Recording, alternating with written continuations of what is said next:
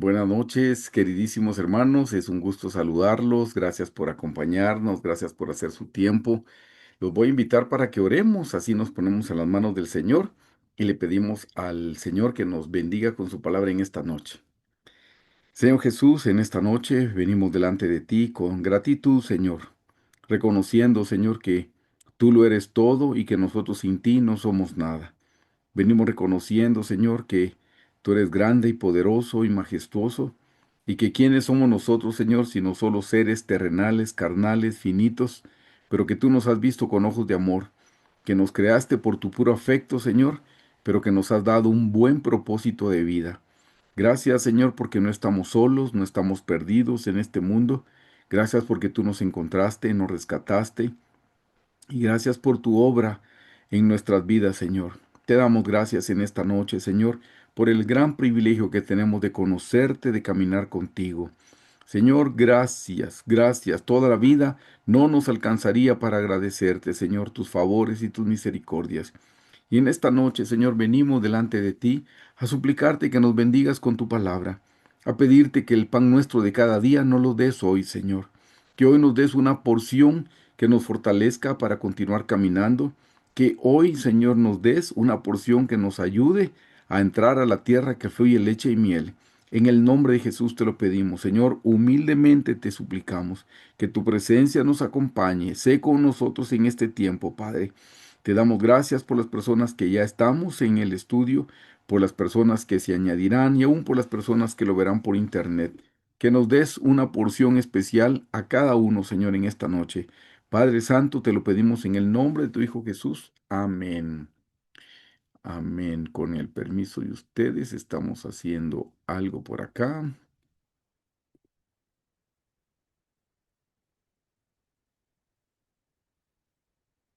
Vamos a hacer una pequeña pruebita con el lápiz, hermanos, a ver si sí funciona. Déjenme ver.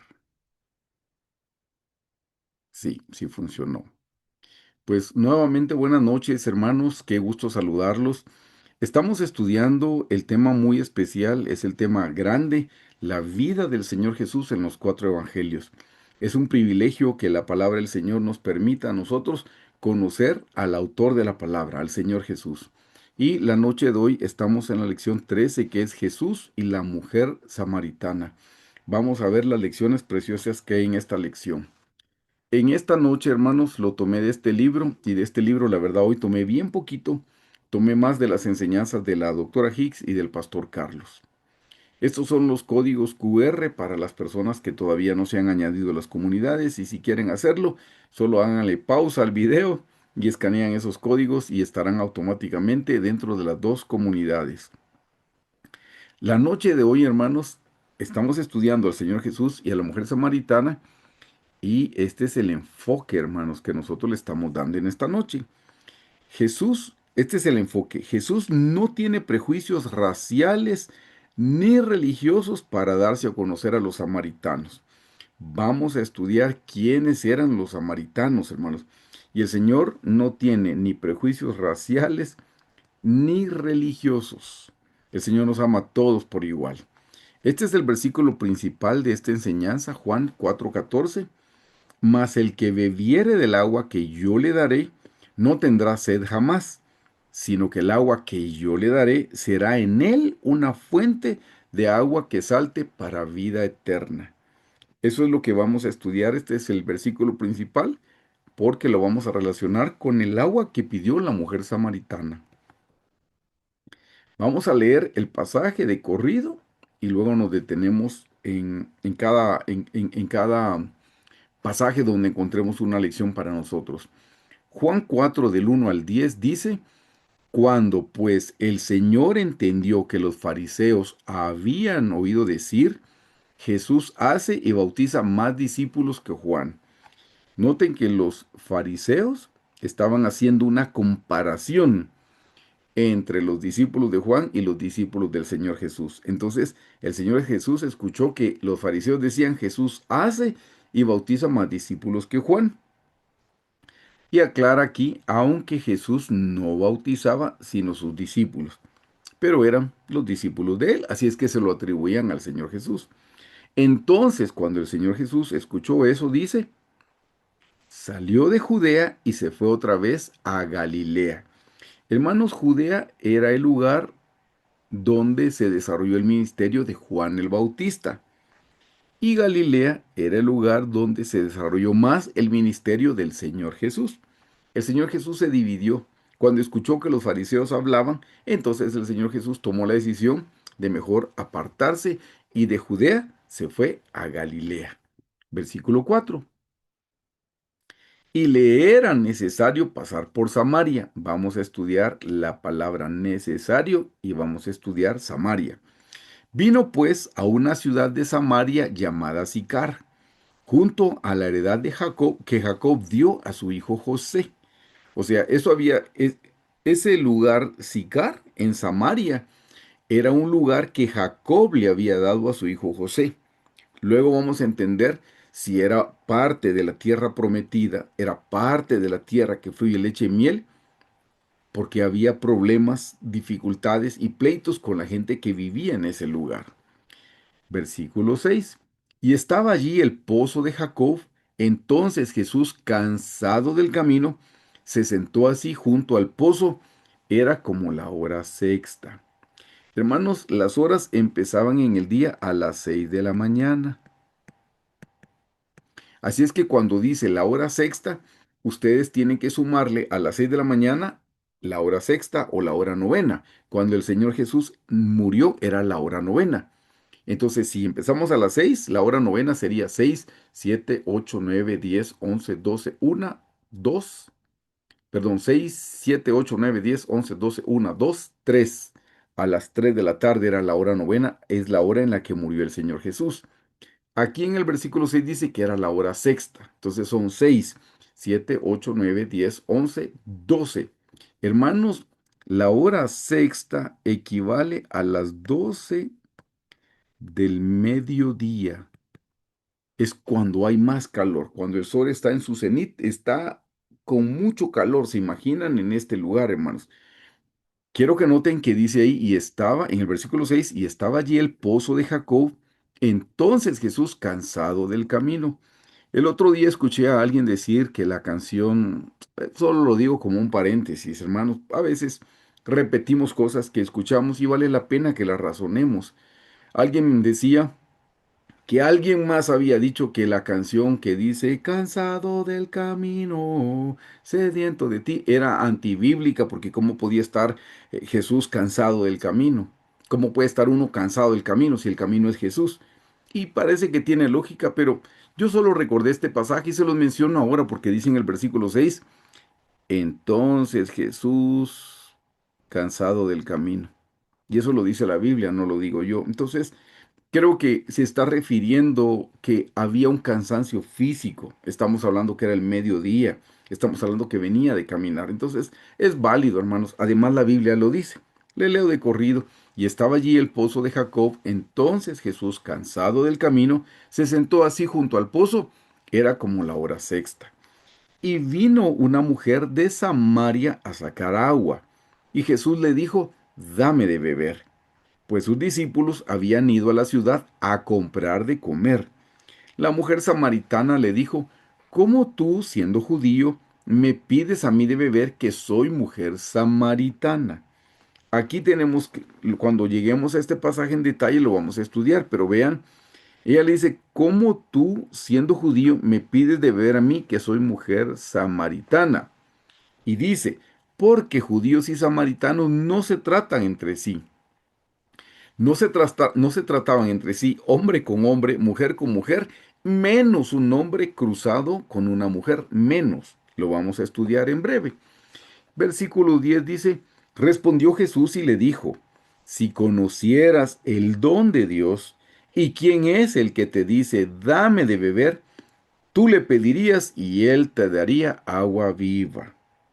Continuamos en el versículo 11 al 20. La mujer le dijo, Señor, no tienes con qué sacarla, y el pozo es hondo. ¿De dónde pues tienes el agua viva? Ella estaba hablando, obviamente, hermanos, de un agua física, y el Señor está hablando de un agua espiritual. Lo vamos a ver luego. Versículo 12. ¿Acaso eres tú mayor que nuestro padre Jacob, que nos dio este pozo, del cual bebieron él, sus hijos y sus ganados? Respondió Jesús y le dijo, cualquiera que bebiere de esta agua volverá a tener sed, mas el que bebiere del agua que yo le daré no tendrá sed jamás. Aquí dice que volverá a tener sed porque se refiere al agua física. Pero luego dice, mas el que bebiere del agua que yo le daré, no tendrá sed jamás, sino que el agua que yo le daré será en él una fuente de agua que salte para vida eterna. Hermanos, aquí tiene que estar hablando de un agua espiritual. Estamos hablando de dos cosas diferentes. Versículo 16. Jesús le dijo, ve, llama a tu marido y ven acá. Respondió la mujer y dijo, no tengo marido. Jesús le dijo, bien has dicho, no tengo marido, porque 5 maridos has tenido y el que ahora tienes, que sería el número 6 o el sexto, no es tu marido. Esto has dicho con verdad. Le dijo la mujer, Señor, me parece que tú eres profeta. Aquí, hermanos, nos vamos a detener en esta lección. Ahora, en este momento, no. Vamos a llegar en breve a estas diapositivas. ¿Qué significa? Porque yo no he escuchado, lo que les voy a explicar hoy es porque yo lo he aprendido de alguien más. Pero no he escuchado a nadie que no diga que cuando se refiere a esto, dice que era una mujer ramera, una mujer que se dedicaba a la prostitución. Eso es lo que la mayoría dice, porque dice tenía 5 maridos y con el que ahora no estás es tu marido. Vamos a ver esa enseñanza luego. Entonces en el 19 dice, le dijo la mujer, Señor, me parece que tú eres profeta. Y 20, nuestros padres adoraron en este monte y vosotros decís que en Jerusalén es el lugar donde se debe adorar. Esto es algo importante, hermanos, que quiero que noten. La mujer primero le dice, parece que eres profeta, y luego le dice, nuestros padres adoraron en este monte y vosotros decís que en Jerusalén es el lugar donde se debe de orar. Yo en breve les explico eso. Lo que quiero que noten en el versículo siguiente, en el 21, es que dice, Jesús le dijo, mujer, créeme que la hora viene cuando ni en este monte ni en Jerusalén adoraréis al Padre. Y dice, vosotros adoráis lo que no sabéis, nosotros adoramos lo que sabemos, porque la salvación viene de los judíos. Sí, los judíos eran los que tenían la palabra de Dios, y de los judíos viene el Señor Jesucristo. Así es que realmente, literalmente, la salvación viene a los judíos. No es una salvación en automático solo por ser judíos, no. Ellos tienen que recibir al Señor Jesús en el corazón. Amados hermanos, todos somos salvos por fe. La gente del Antiguo Testamento veía hacia la cruz. Nosotros los del Nuevo Testamento vemos hacia atrás, hacia la cruz. Hacia ahí es donde tenemos que ver. Todos somos salvos por fe. Así es que los judíos son salvos si reciben a Jesús en su corazón y ponen su confianza en Él. No son salvos solo por ser judíos. Aquí cuando dice, porque la salvación viene a los judíos, es porque los judíos tenían la Torá, tenían el Pentateuco, tenían toda la escritura. Y el Señor Jesús es descendiente de esta cultura, de esta raza judía. Versículo 23. Mas la hora viene y ahora es cuando los verdaderos adoradores adorarán al Padre en espíritu y en verdad. Porque también el Padre tales adoradores busca que le adoren. Dios es espíritu, y los que le adoran en espíritu y en verdad es necesario que le adoren. Quiero que noten, y lo vamos a estudiar, espíritu y en verdad. Son dos cosas, dos conceptos. Versículo 25. Le dijo la mujer, sé que ha de venir el Mesías, o sea, tenía conocimiento, llamado el Cristo. Cuando Él venga nos declarará todas las cosas. Jesús le dijo, yo soy el que habla contigo. Yo soy es Yud, Hei, Bab, Hei. Sería al revés, ¿verdad, hermanos? Yud, Hei, Bab, Hei. De derecha a izquierda. Yo soy. Jesús le dijo, yo soy el que habla contigo. Les borro para no confundir. Luego dice en el versículo 27, En esto vinieron sus discípulos y se maravillaron de que hablaba con una mujer. Hay que ponerle atención a esto. Sin embargo, ninguno dijo, ¿qué preguntas o qué hablas con ella? Tenían la duda, eran curiosos como nosotros, pero no se atrevieron a preguntarle al Señor.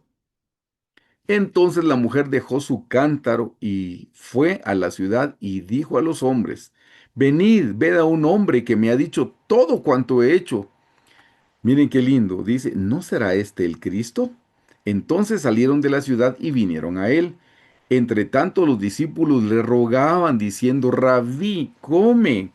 Él les dijo, yo tengo una comida que comer que vosotros no sabéis. Todavía no sabían cuál era la comida del Señor Jesús.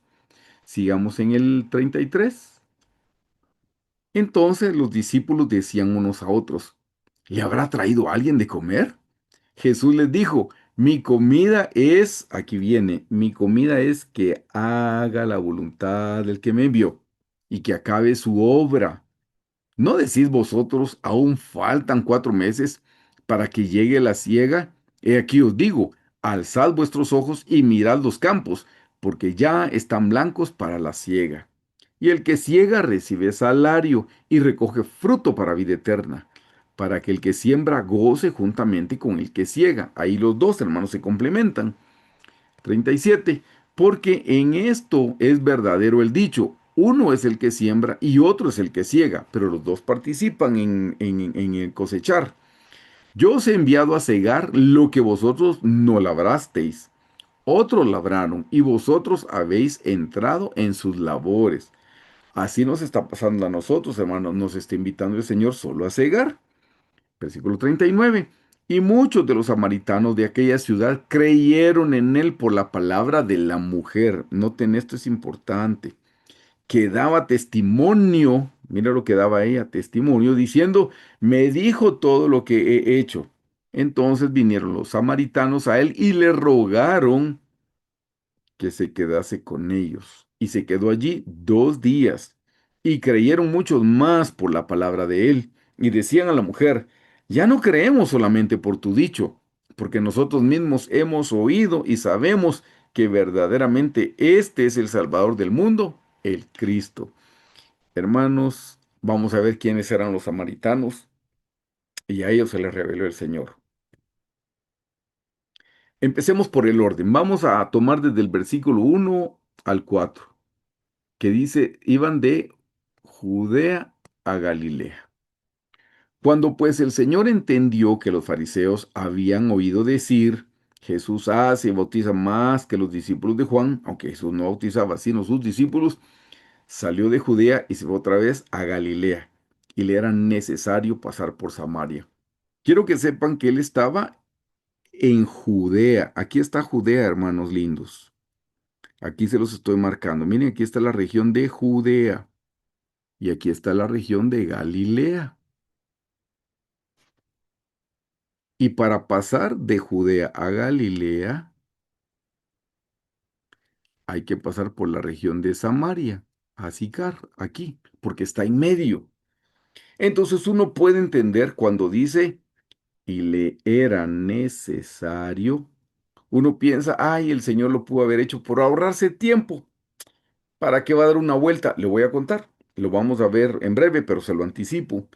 Los judíos que querían llegar de Galilea a Judea no atravesaban la región de Samaria, la bordeaban, no pasaban por esa región.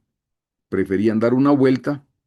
Por aquí no, hermanos, porque aquí hay un mar, el mar Mediterráneo. Entonces, bordeaban la tierra por este lado. Miren, por aquí era que se iban. Por aquí era que se iban. Bordeaban la tierra. Eso era un camino más largo, le llevaba más días hacer eso. Aquí dice que al Señor Jesús le era necesario pasar por Samaria, pero con toda seguridad, hermanos, no era por ahorrarse el tiempo. No, no era por eso, hermanos. Tiene que ser algo importante. Quiero que vean esto y se los voy a contar. Hermanos, muchas veces el Señor nos desvía a nosotros de nuestro camino porque nos quiere usar como instrumentos en las manos del Señor para poderle testificar a alguien. Yo les voy a contar. En el año 87 Saliendo yo de la universidad, tuve mi primer trabajo y recuerdo que ya tenía un buen trabajo con una buena posición, pero habían más fundaciones parecidas a las que donde yo trabajaba. Y yo tenía un subalterno, que el tío de él era gerente en otra fundación, y continuamente me decía, Eric, mi tío te quiere hablar, mi tío necesita a alguien como tú allá. Pero yo decía, pero ¿para qué me cambio de empleo?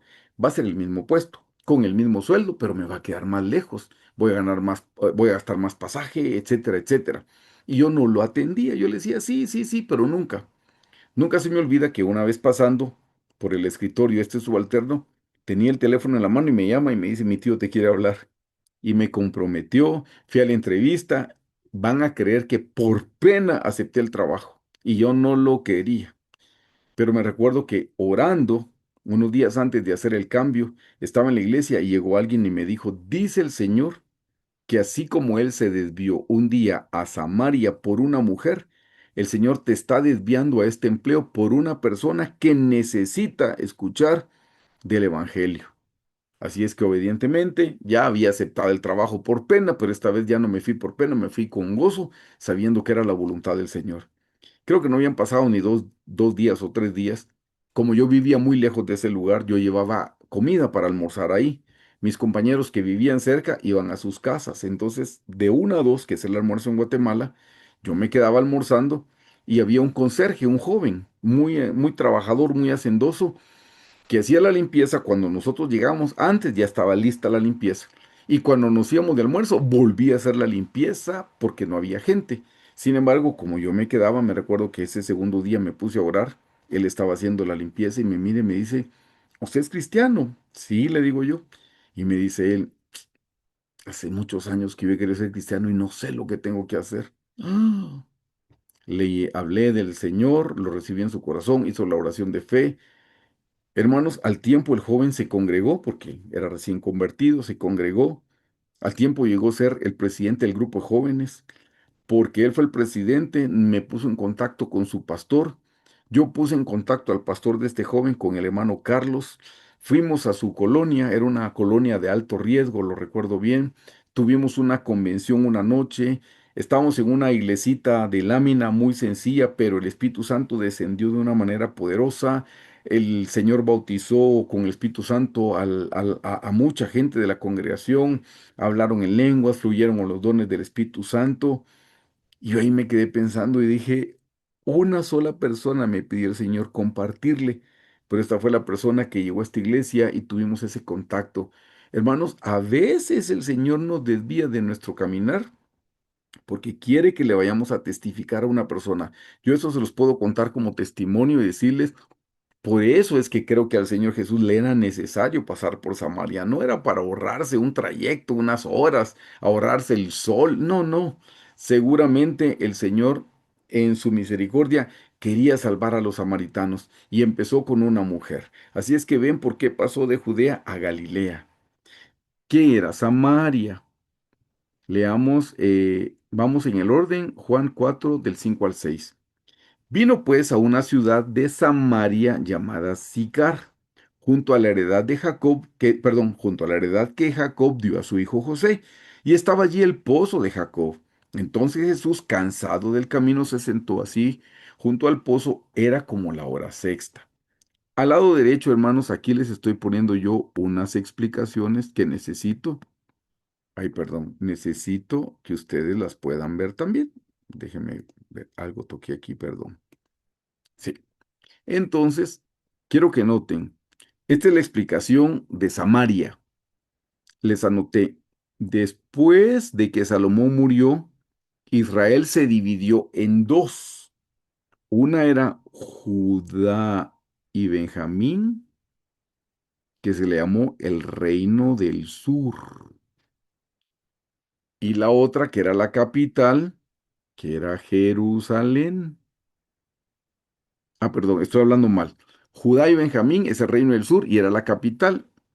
Y a esto es a lo que se le llaman judíos. Judá, de judíos viene de Judá y Benjamín se juntó. Este es el primer grupo, hermanos. Pero hay un segundo grupo.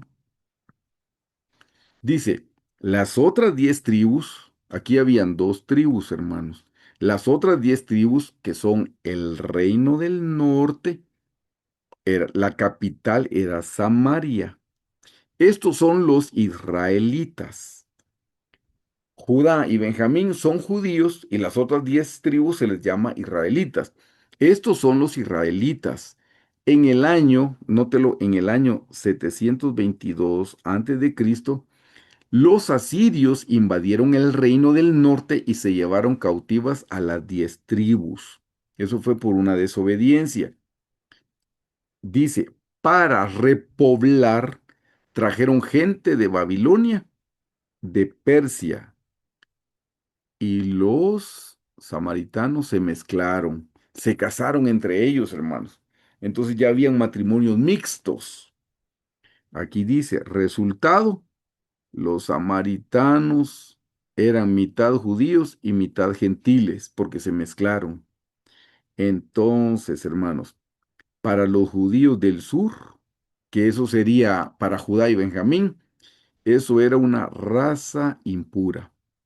Por eso es que los judíos no querían a los samaritanos, porque los samaritanos se habían mezclado. Cuando los conquistaron en el año 722, entonces los mezclan, hermanos, los mezclan con los babilonios, con los persas, y ahí es donde nace esa cultura. Por eso es que los verdaderos judíos no querían a los samaritanos, los trataban como perros, era el término que se usaba, y por eso no pisaban Samaria. Preferían dar una vuelta de 2 días más o 3 días más con tal de no pasar por el territorio de los samaritanos, porque no se llevaban, los menospreciaban. Los samaritanos solo se quedaron con el Pentateuco, los primeros 5 libros de la Biblia, no tenían todo el Antiguo Testamento, se quedaron solo. Ellos habían llevado su idolatría, por eso era que los de Judá y los de Benjamín no los querían.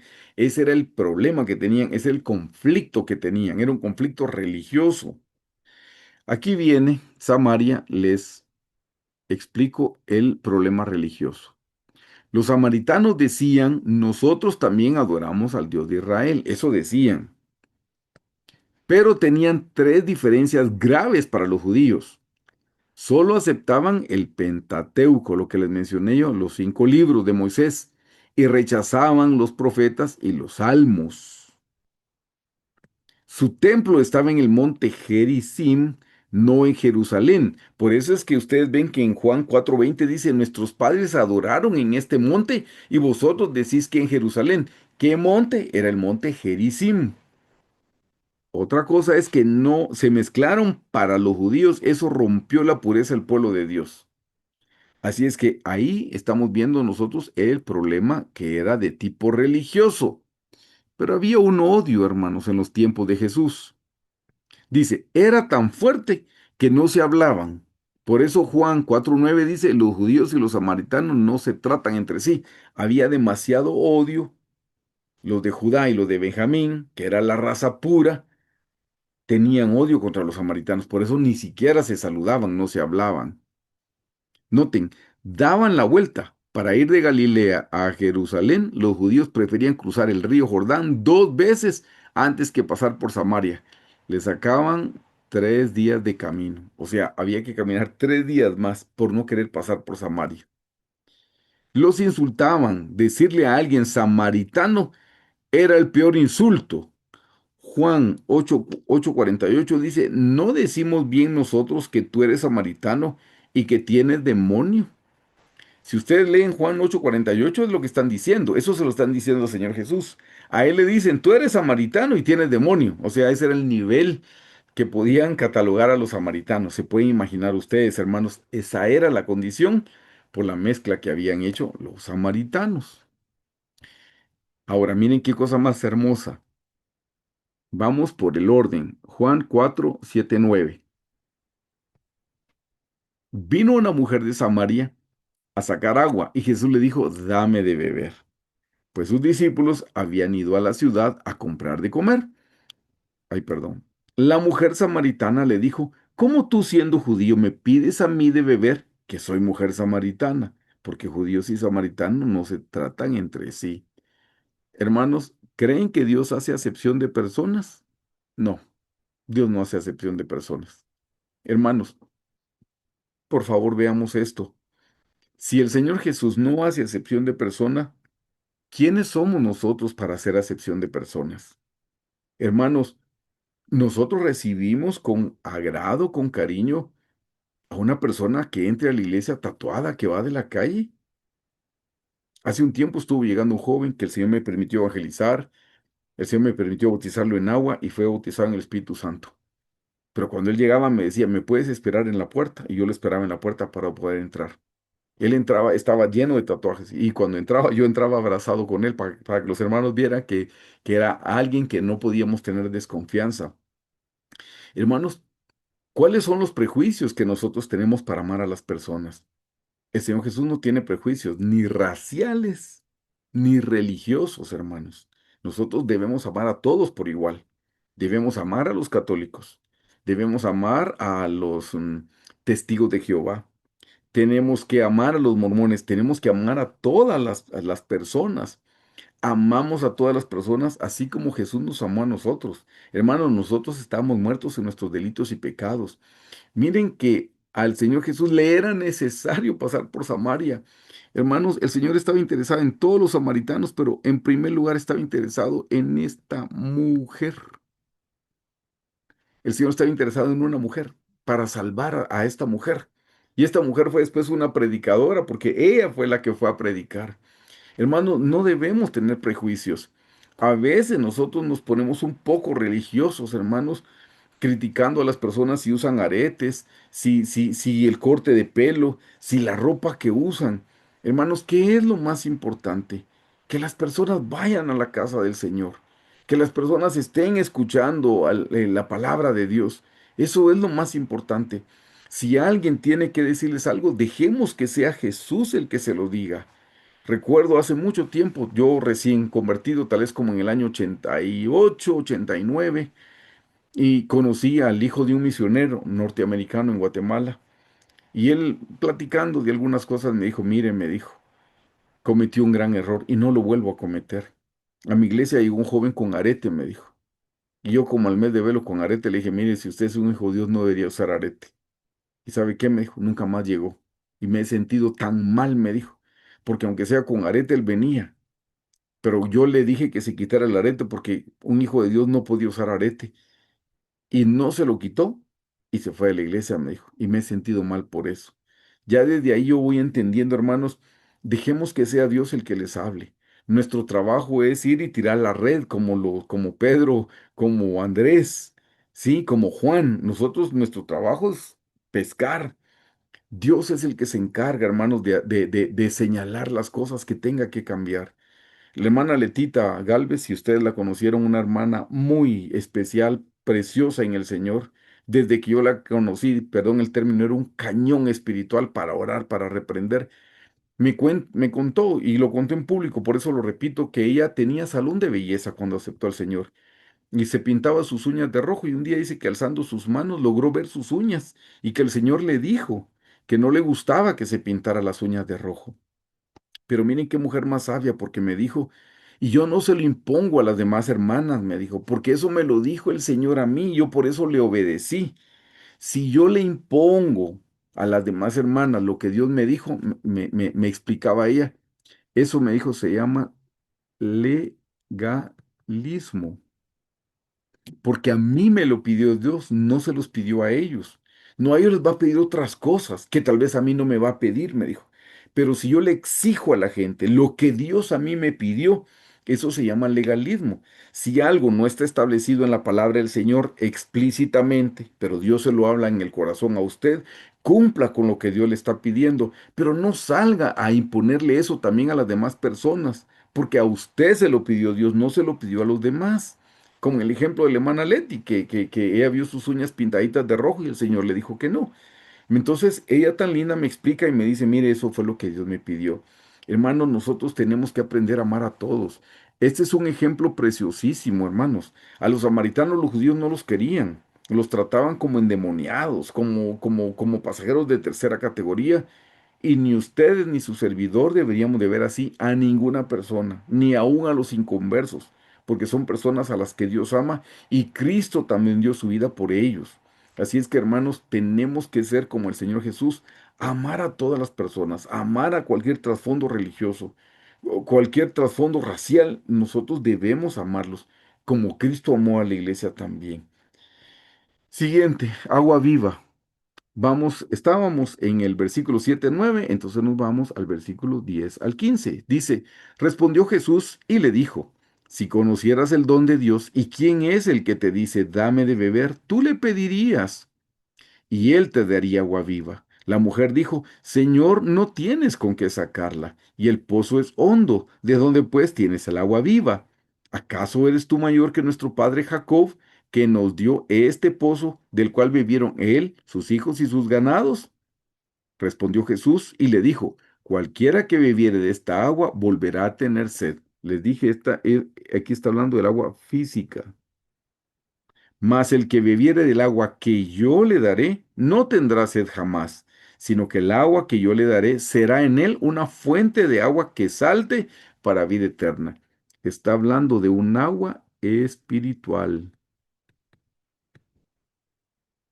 Versículo 15. La mujer le dijo, Señor, dame de esa agua, para que no tenga yo sed, ni venga aquí a sacarla. Ella, noten, ella seguía pensando en el agua física, porque dice, para que yo no tenga sed, pues puede ser natural o espiritual, pero dice, ni venga aquí a sacarla. Ella está pensando en el agua física. Del lado derecho, aquí les voy a explicar qué es el agua.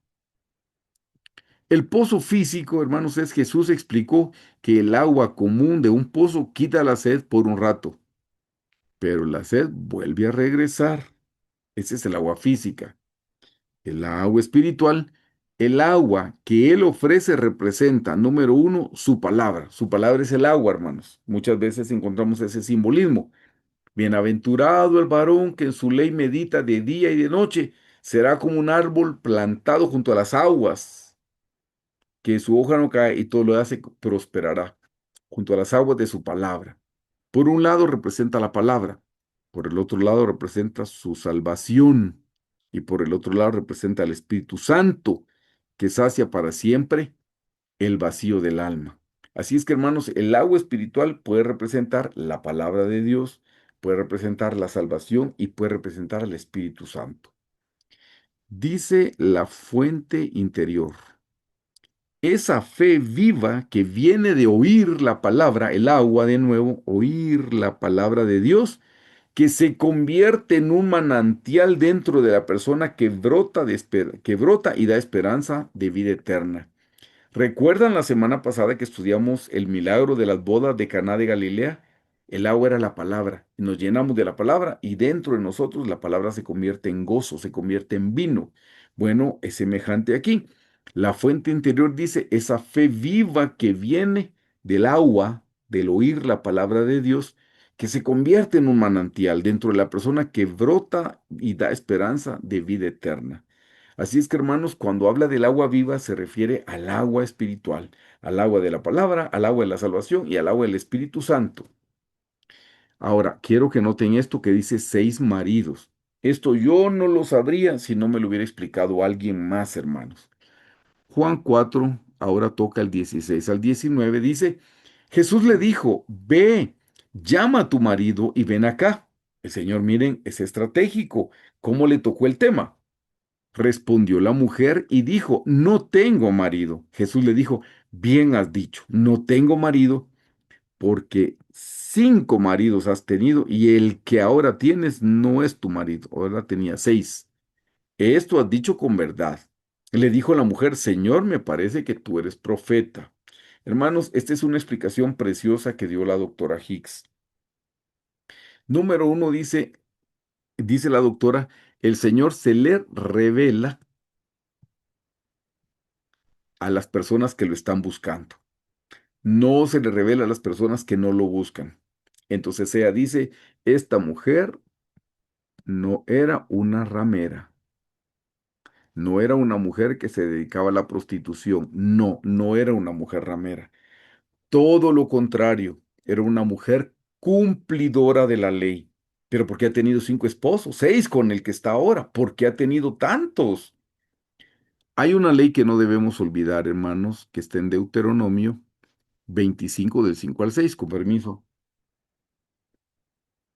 Y dice, aquí está dando el Señor estableciendo una ley.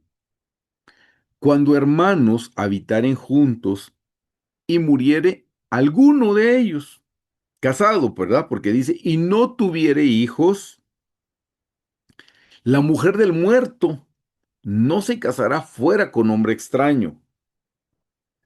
Su cuñado se llegará a ella. La palabra llegar es tener relación sexual. Su cuñado se llegará a ella y la tomará por su mujer y hará con ella parentesco. ¿Por qué el Señor pide eso, hermanos? Hay un hombre que se casa con una mujer y este hombre muere, y ahora esta mujer viuda se tiene que casar con el hermano que le sigue en edad a este que murió. ¿Pero para qué, hermanos? Aquí lo dice. De nuevo le voy a leer lo que está en amarillo. La mujer del muerto, la viuda, no se casará fuera con hombre extraño. Su cuñado se llegará a ella y la tomará por su mujer y hará con ella parentesco. Mire lo que dice. Y el primogénito que ella diere a luz sucederá en el nombre de su hermano muerto. Quiere decir, esta mujer está casada con un hombre y este hombre muere y no le dio descendencia, no tuvo hijos con la viuda. Ahora la viuda se tiene que casar con el hermano mayor que le sigue al difunto y se llega, dice. Eso quiere decir que tienen relaciones sexuales. Y cuando esta mujer engendra del hermano mayor, el que está vivo, el hijo no es del hermano mayor, el hijo es del difunto, para que le levante nombre al difunto. Es hijo del difunto. Leámoslo todo de nuevo. La mujer del muerto no se casará fuera con hombre extraño. Su cuñado se llegará a ella y la tomará por su mujer y hará con ella parentesco. Y al primogénito que ella diere a luz con este nuevo hermano, sucederá en el nombre de su hermano muerto. Ahí lo dice claramente, para que el nombre de éste no sea borrado de Israel. Miren qué hermoso, el Señor está perpetuando el nombre del difunto. No tuvo hijos, el hermano lo va a redimir casándose con la viuda, para que cuando tenga el primer hijo no va a ser de este hombre vivo, sino va a ser del difunto, para perpetuarle el nombre. Entonces, hermanos, esta es la explicación. Esta mujer de Juan, la mujer samaritana de Juan 4 del 16 al 19, cuando el Señor Jesús le dice, porque 5 maridos has tenido y el que ahora tienes no es tu marido, quiere decir que había estado casada con 6 hermanos, murieron, murieron, murieron. Y uno dice, ay hermano, qué exageración, ¿cómo se pueden morir todos? No, que se le muera uno está bien, pero que se le mueran 5. ¿Quiere verlo en la Biblia? Lo vamos a ver con la Biblia. Hay algo que se llama la ley del levirato. Usted lo puede encontrar en los conceptos bíblicos y diccionarios levirato. Lea conmigo Mateo 22, 23 al 24. Esta es una conversación que tienen los saduceos con el Señor Jesús. Dice, aquel día vinieron a él los saduceos. Ellos no creían en la resurrección, por eso le hacen una pregunta capciosa, una pregunta con trampa, se la hacen al Señor Jesús. Aquel día vinieron a él los saduceos que dicen, no hay resurrección. ¿Ven? Y le preguntaron a Jesús, diciendo, Maestro, Moisés dijo, si alguno muriere sin hijos, su hermano se casará con su mujer y levantará descendencia a su hermano. Es exactamente lo que acabamos de leer aquí, hermanos, es lo mismo, ¿verdad? De ahí lo están tomando. Moisés dijo porque Moisés fue el que escribió Deuteronomio, así es que Moisés dijo. Volvamos en el 24, diciendo, Maestro, Moisés dijo, si alguno muriere sin hijos, su hermano se casará con su mujer y levantará descendencia a su hermano, el difunto. Mire lo que dice aquí. Hubo pues entre nosotros, 7. La mujer samaritana eran, ¿cuántos eran? 6. no 7, 6, 6. Y hay un ejemplo de 7. Versículo 25. Hubo pues entre nosotros 7 hermanos. El primero se casó y murió. Y no teniendo descendencia, dejó su mujer a su hermano. 26. De la misma manera también el segundo, el tercero, hasta el séptimo. ¿Qué está diciendo? Que se casó con los 7 y ninguno le dio hijos. Ninguno. O sea, ven que sí se puede. Aquí lo vamos a terminar de ver. No, con la mujer samaritana fueron apenas 6. Aquí son 7 hermanos. De nuevo, versículo 26. De la misma manera, también el segundo y el tercero, hasta el séptimo. Y después de todos, murió también la mujer. Y en la resurrección, pues, ¿de cuál de los 7 será ella mujer? Ya que todos la tuvieron. Ahora, ¿ella era una mujer ramera? No. ¿Era una mujer prostituta? No. Solo está cumpliendo con la ley de Moisés. Es la ley, hermanos, es la ley. De hecho, hay un pasaje que no se los anoté, pero espero que lo conozcan, de Judá y Tamar. Tamar era su nuera y se le murió el esposo a Tamar y Judá, el suegro, no le quiso dar a su hermano, al hermano de Judá, no le quiso dar. Perdón, al hermano del esposo de Tamar, no le quiso dar al hermano siguiente porque dijo, esta mujer está mala y me va a matar a mi otro hijo, y no se lo dio. Entonces la mujer tuvo que hacer una treta y al final terminó teniendo un hijo del suegro.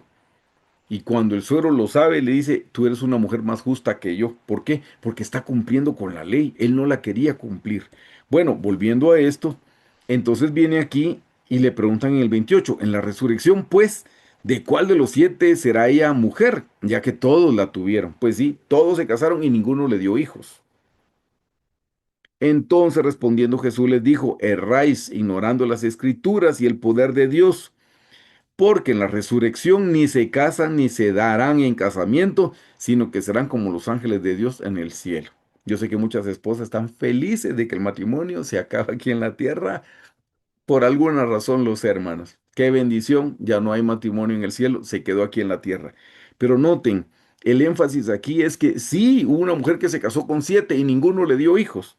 No, porque ¿por qué se casó con el 2? Porque el primero no le dio. ¿Y por qué se casó con el 3? Porque ni el uno ni el 2 le dio. ¿Por qué se casó con el 4? Porque ni el uno ni el 2 ni el 3 y así sucesivamente hasta que llegó a los 7 y ninguno le dio. Así es que, queridos hermanos, esta mujer no es una mujer ramera, no es una mujer prostituta, es una mujer cumplidora de la ley y a ella se le reveló el Mesías, porque ella amaba cumplir con la ley, número uno. Número dos, cuando ella llegó, hermanos, a compartir, la gente creyó. Si ella hubiera sido una mujer ramera, hubiera sido una mujer prostituta, y ella llega corriendo al pueblo contando, parece que me encontré al Mesías, me dijo todo lo que he vivido. ¿Ustedes creen que la gente hubiera creído a las palabras de esta mujer? Yo creo que no. Porque si era una mujer ramera, ay, saber con quién estuvo y saber qué está pensando. Pero la conocían como una mujer cumplidora de la ley. Por eso cuando ella llegó diciendo, me parece que me encontré con el Mesías, corrieron a buscarlo, porque ella era una mujer de testimonio. Ella daba testimonio con su vida, tratando de cumplir con Deuteronomio 25 del 5 al 6.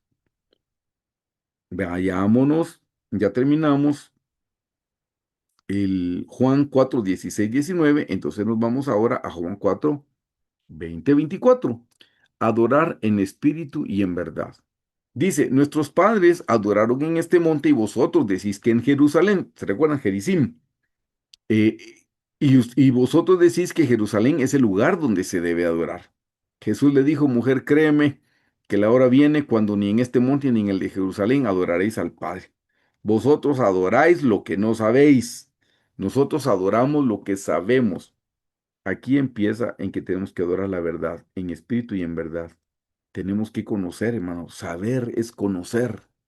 Nosotros adoramos lo que sabemos, porque la salvación viene de los judíos.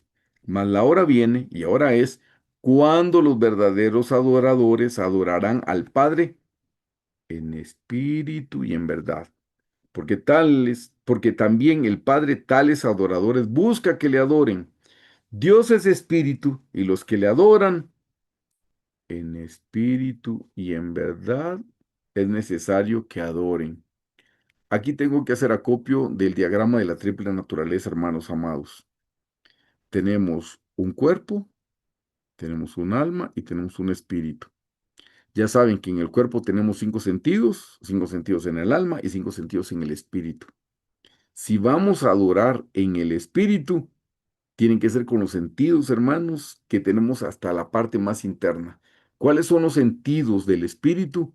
El sentido de la vista es lo que se llama la fe. El sentido de la boca o el gusto en el espíritu es la oración. El sentido del olfato en el espíritu es la esperanza. El sentido del oído en el espíritu es la reverencia, el respeto por escuchar la palabra de Dios. Y el sentido del tacto en el espíritu es la adoración. Hermanos, si vamos a adorar al Señor, no tiene que ser solo en el cuerpo, solo brincando, solo danzando, solo palmeando. No, debemos adorar en el espíritu. En el espíritu, hermanos, es a través de la oración adoramos al Señor. Teniendo fe en la palabra de Dios, adoramos al Señor. Teniendo esperanza, teniendo reverencia, respeto. Así es como adoramos al Señor, teniendo respeto. ¿Qué es el respeto?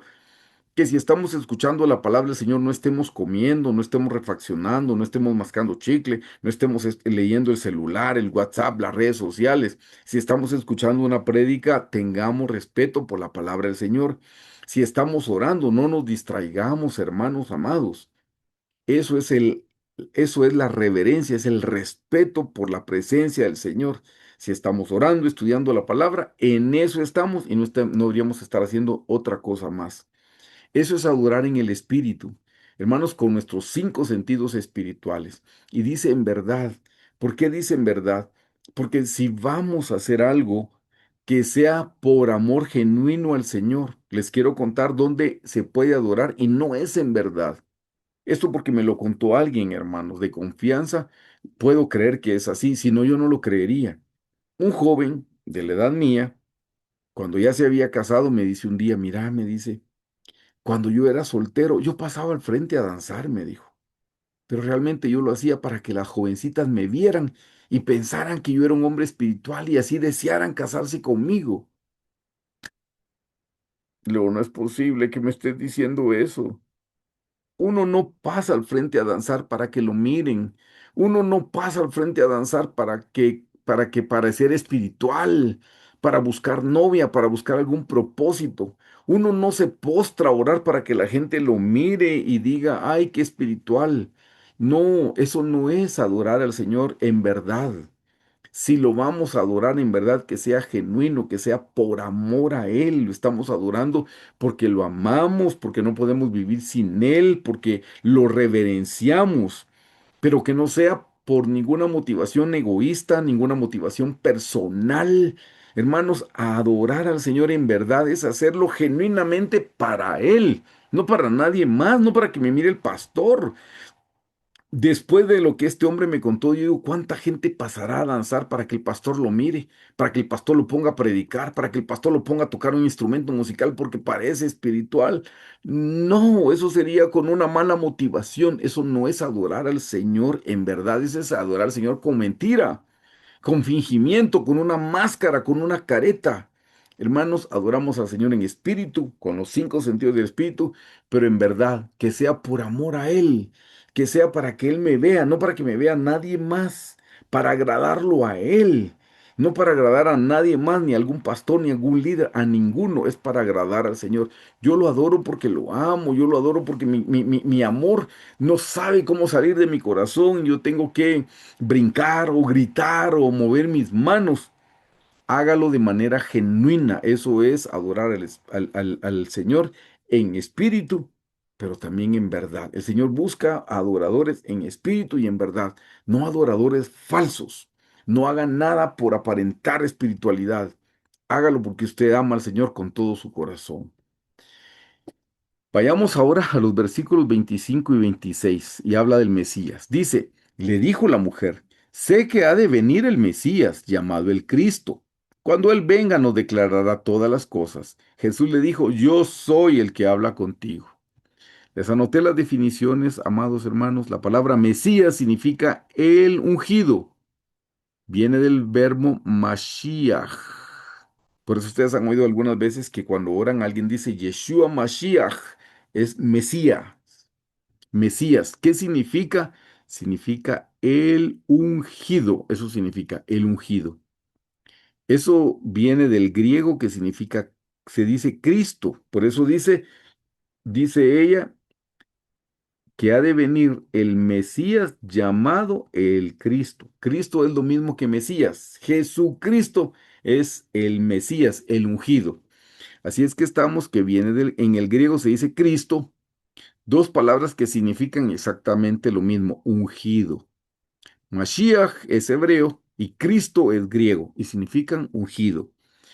Hermanos, se ungía en el Antiguo Testamento, perdón, a tres personas importantes: a los profetas, a los sacerdotes y a los reyes. Les borro para no confundir. Profeta, habló la verdad de Dios. En Juan 1:18 dice, a Dios nadie le vio jamás. Pero a Jesús, que es el verbo de Dios, la palabra de Dios, a Él podemos verlo hasta el día de hoy. Dos, sacerdote, se ofreció a sí mismo como sacrificio. Hebreos 4:14 dice, tenemos un gran sumo sacerdote. Sí, hermanos, el Señor Jesús es ungido como profeta, es ungido como sacerdote y es ungido como rey. Venció en la cruz y resucitó. Apocalipsis 19:16 dice, Rey de reyes y Señor de señores. Sí, hermanos, la mujer le dijo, sé que ha de venir el Mesías llamado el Cristo. Nosotros no sabemos, sino que ya tenemos la confirmación, el Señor Jesús ya vino. A ella el Señor le dijo, yo soy el que habla contigo. Todavía no lo sabía. Nosotros sí sabemos que nuestro Señor Jesucristo es el Mesías, el profeta, el sacerdote, el rey. Ha sido ungido, Mesías es ungido, ha sido ungido como profeta, como sacerdote y como rey también. Eso significa Mesías. Ahora, vean esto, hermanos, es importante. Él hablaba con una mujer. Seguimos con Juan 4:27-30. En esto vinieron sus discípulos y se maravillaron de que hablaba con una mujer. Sin embargo, ninguno dijo qué preguntas o qué hablas con ella. Entonces la mujer dejó su cántaro y se fue a la ciudad y dijo a los hombres, venid, ved a un hombre que me ha dicho todo cuanto he hecho. ¿No será este el Cristo? Entonces salieron de la ciudad y vinieron a él. ¿Cuál es la situación aquí de que el Señor Jesús está hablando con una mujer? Ellos tenían unas reglas de interacción. Hay algo que en hebreo se llama tzniut, que significa modestia. Se busca evitar situaciones de privacidad o miradas que puedan despertar el deseo fuera del matrimonio. Esto vale la pena que lo mencione y es algo que debemos aprender, hermanos. Se necesita esa clase de modestia. Dice, se busca evitar situaciones de privacidad o miradas que puedan despertar deseos fuera del matrimonio. Queridos hermanos que están casados y hermanas que están casadas, no suban al vehículo de un hombre casado si no está su esposa. Eso se lo digo a las hermanas. Hermanas, no suban al vehículo de un hombre casado si no está su esposa en el vehículo. Eso es modestia. Se busca evitar situaciones de privacidad, dice. Si un varón va a tocar a la casa de su amigo, de un hermano de la iglesia, y al tocar la puerta del timbre, en la puerta la esposa le dice que él no está, pero que ya no tarde en venir, que pase adelante, no pasa adelante, se queda afuera y espera que su hermano o amigo llegue, no entra a su casa, porque dice aquí, se busca evitar situaciones de privacidad o miradas que puedan despertar el deseo fuera del matrimonio. Hermanos, nadie está pensando mal. Un varón que entra a la casa de una hermana a esperar a otro, no está pensando mal. Ella no está pensando mal. El diablo está pensando mal. No le dé lugar al diablo. El diablo está pensando mal. Cuídese, cuide su testimonio, cuide su reputación. Eso es siniut, modestia. Eso es lo que se buscan. Son reglas de interacción. Hay otra regla que se llama nejía, es contacto físico. Los hombres y mujeres ortodoxos que no son familia directa evitan tocarse o darse la mano. Ya sé que vivimos en una cultura latina, nos damos la mano y nos damos un beso cuando nos saludamos. Bueno, pero eso está haciendo en público, digamos. Pero esas cosas deberían evitarse en lo privado. No demos lugar al diablo. O sea, yo le estoy diciendo, nadie está pensando mal ni con malas intenciones. El diablo sí. Mire, conversación en público.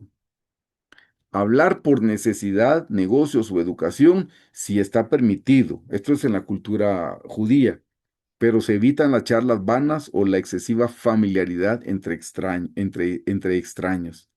O sea, esos son los cuidados que debemos tener.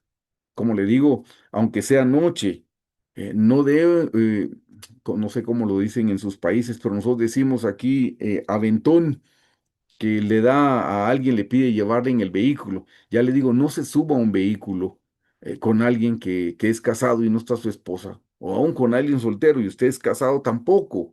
O sea, esas son cosas que no se ven bien. En este caso, hermanos, el Señor Jesús está hablando con ella y está hablando por principios espirituales. Y Dios está haciendo en algo en ella y en el Señor Jesús no hay carne, en el Señor Jesús no hay malos pensamientos, en el Señor Jesús no hay malas miradas. Pero como nosotros sí tenemos carne, debemos cuidar. Por eso se los anoté, aprovecho porque nunca más creo que lo vuelva a decir. Las reglas de interacción entre un hombre y una mujer son cosas que debemos cuidarnos, hermanos. Tengamos mucho cuidado con estas cosas. Ya para ir finalizando, la comida del Señor Jesús. Vamos a los versículos 31 y 34. Entre tanto, los discípulos le rogaban diciendo, Rabí, come. Y él les dijo, yo tengo una comida que comer que vosotros no sabéis. Entonces los discípulos decían unos a otros, ¿le habrá traído alguien de comer? Jesús les dijo, mi comida es que haga la voluntad del que me envió y que acabe su obra. No, no solo que la haga, que la empiece, no, que la acabe, que la acabe. Hermanos, ¿cuál es la comida del Señor Jesús y debería ser nuestra comida espiritual? Juan 6:38. Porque he descendido del cielo no para hacer mi voluntad, sino la voluntad del que me envió. ¿Qué les parece? Hermanos, esa es la comida del Señor Jesús, es hacer la voluntad de su Padre. ¿Cuál debería ser su comida y mi comida? Hacer la voluntad del Padre. La ciega, hermanos. Versículos 35 al 38. ¿No decís vosotros, aún faltan 4 meses para que llegue la siega? He aquí os digo, alzad vuestros ojos y mirad los campos, porque ya están blancos para la siega. Y el que ciega recibe salario, recoge fruto para la vida eterna, para que el que ciega goce juntamente con el que ciega.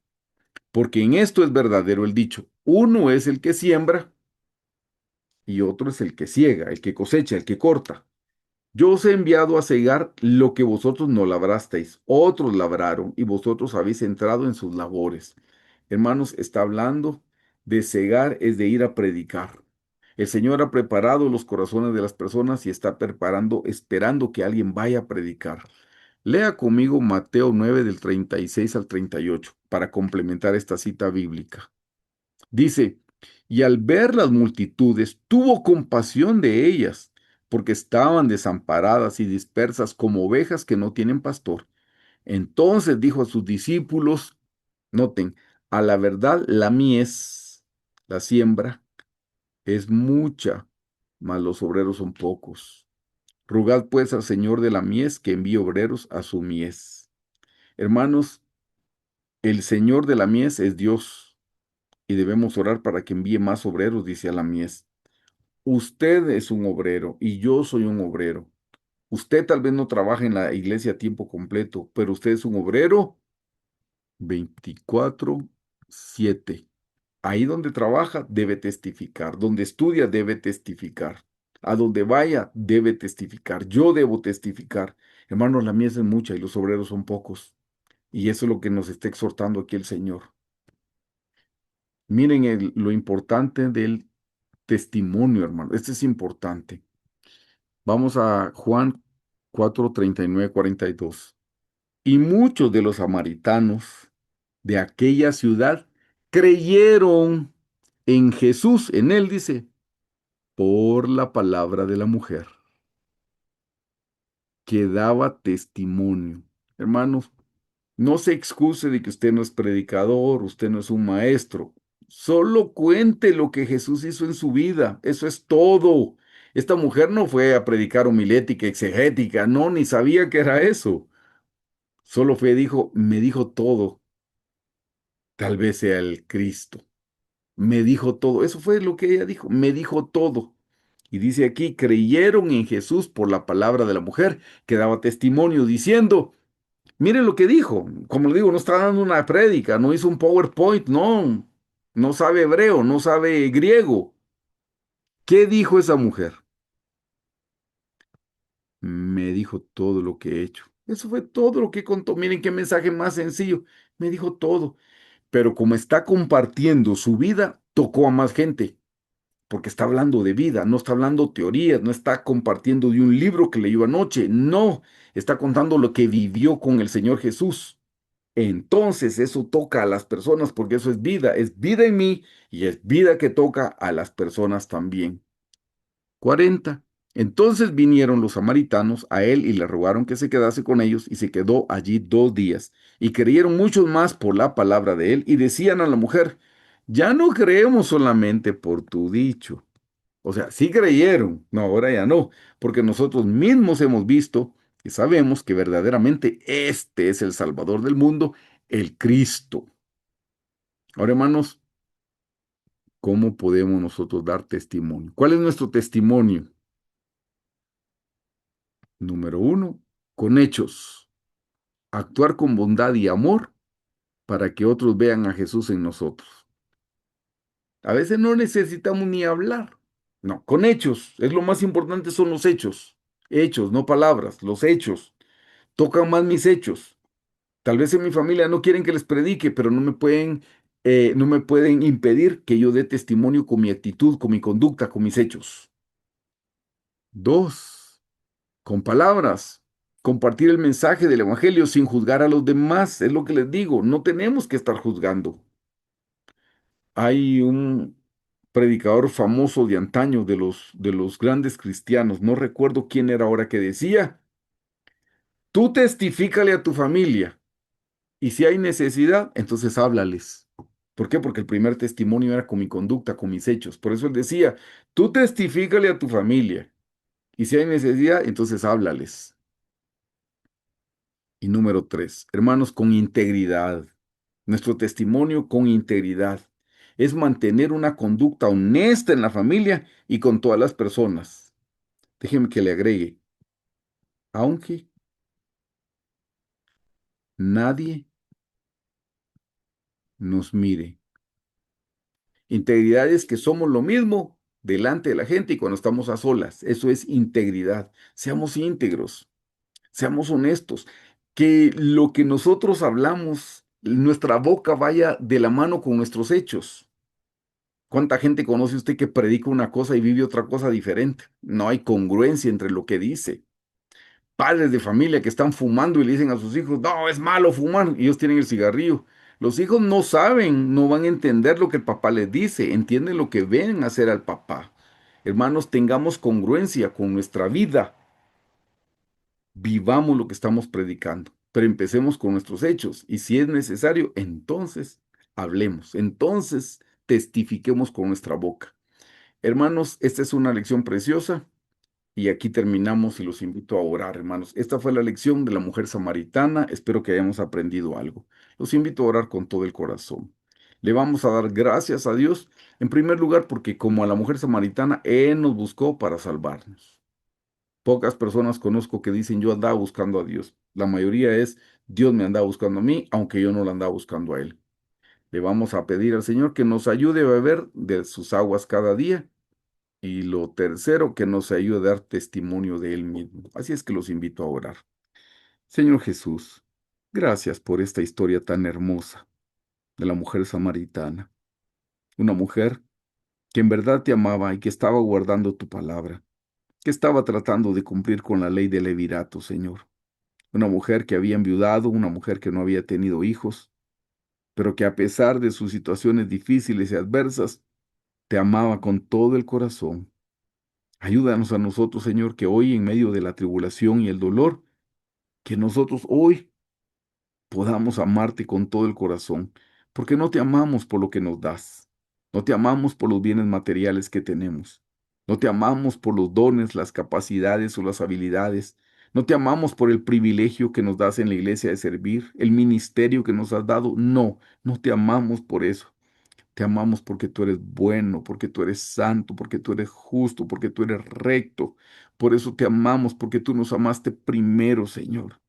Y hoy venimos con un corazón íntegro, con un corazón genuino delante de ti, Señor, a decirte, Señor, gracias por habernos buscado.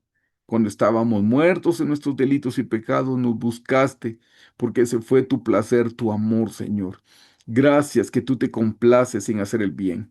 Tu palabra dice que donde abundó el pecado, sobreabundó la gracia. Gracias por tu gracia eterna que sobreabundó en nosotros, porque ahí abundó el pecado, Padre. Gracias, gracias, gracias por salvarnos, gracias por rescatarnos, gracias por redimirnos. Bendito seas por siempre, Jesús. Y te damos gracias, Señor, y te pedimos que nos ayudes a beber de las aguas de tu palabra cada día. Ayúdanos, Señor, como la mujer samaritana, a beber de las aguas, Señor, que brotan para vida eterna, que saltan para vida eterna, el agua de tu palabra, el agua de tu salvación, el agua de tu Santo Espíritu, Señor. Ayúdanos, Señor, por favor, Jesús, te lo pedimos. Y Señor, como la mujer samaritana dio testimonio, ayúdanos a ser fructíferos en testificar, en que corramos, Señor, a darte gracias, Señor. Que corramos, Señor Jesús, a hablar de las maravillas que tú has hecho, aunque no tengamos estudios bíblicos, aunque no hayamos estudiado en un seminario teológico o en una escuela bíblica, Señor, podemos contar lo que tú has hecho en nuestros corazones. Es todo lo que queremos hacer, es hablar la verdad de que tú eres bueno y nos rescataste, Señor. Permítenos dar testimonio, permítenos testificar, Padre. Te lo pedimos en el nombre de tu Hijo Jesús y te damos gracias, Padre. Santificado sea tu nombre, Jesús. Gracias, Señor Jesús. Gracias, Señor Jesús. Te amamos y te bendecimos, Señor Jesús. Amén.